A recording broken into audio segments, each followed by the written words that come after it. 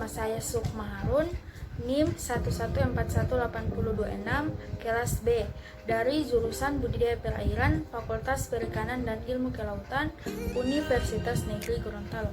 Baik, di sini saya akan memaparkan atau mempresentasikan materi dengan judul Manajemen Kualitas Air pada Budidaya Rumput Laut Eusuma cottoni.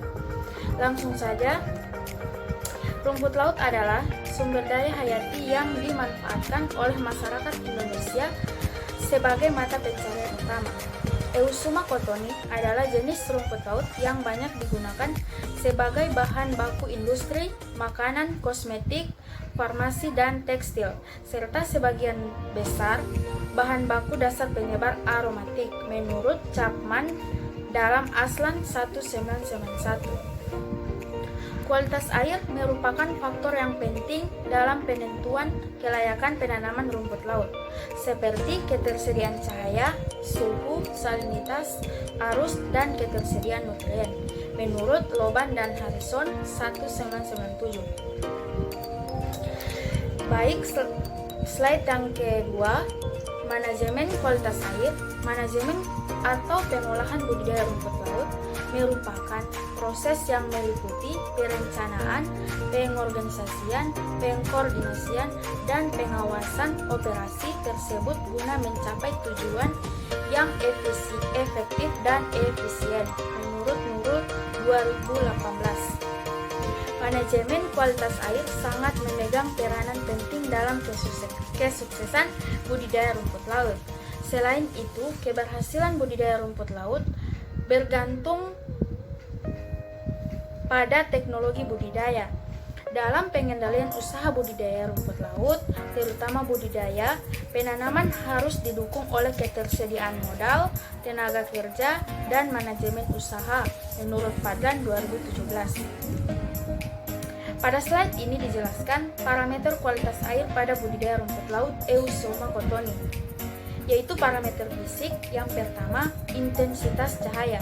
Cahaya merupakan salah satu faktor penting dalam penentu perkembangan kehidupan tumbuhan air, dan cahaya menyediakan energi untuk proses fotosintesis. Yang kedua, suhu. Menurut Dahuri et al. 2001, bahwa di perairan Nusantara, suhu laut biasanya berkisar antara 28 sampai 38 derajat Celcius. Sutika 1989 menyatakan bahwa kekeruhan atau kecerahan merupakan sifat optik air melalui keberadaan padatan tersuspensi, partikel atau tanah liat, lumpur, dan organisme air. Selanjutnya, parameter kimia. Yang pertama, salinitas. Salinitas yang cocok untuk budidaya rumput laut Eusuma cottoni berkisar antara 30 sampai 37 ppt menurut Aslan 1991. Yang kedua, derajat keasaman atau pH. Menurut Aslan 1991, kisaran pH yang sesuai untuk rumput laut Eusuma cottoni ini seringkali bersifat basa, yaitu 7,0. Yang ketiga, oksigen terlarut atau DO. Oksigen terlarut dalam air diperoleh langsung dari udara dan pergerakan air yang teratur menurut Sutika 1989. Yang keempat, nitrat. Tumbuhan membutuhkan nitrogen untuk fotosintesis. Pertumbuhan rumput laut yang baik membutuhkan kisaran nitrat 0,9 sampai 3,50 ppm menurut Andarias 1992. Yang kelima, fosfat. Fosfat merupakan salah satu jenis fosfor yang dapat dimanfaatkan oleh tumbuhan air yang merupakan unsur penting bagi tumbuhan alga.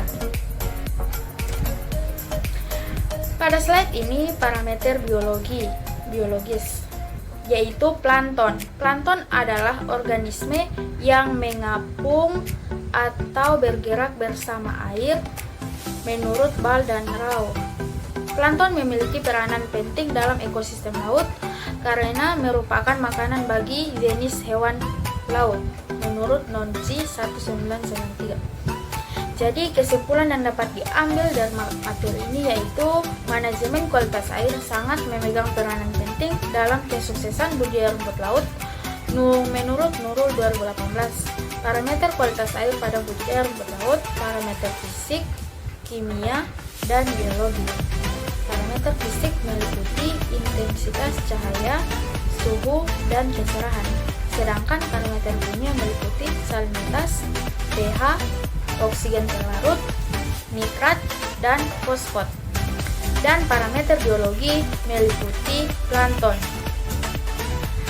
Terima kasih. Hanya itu pemaparan materi dari saya. Lebih dan kurangnya saya mohon maaf. Wabillahi taufiq wal hidayah. Wassalamualaikum warahmatullahi wabarakatuh.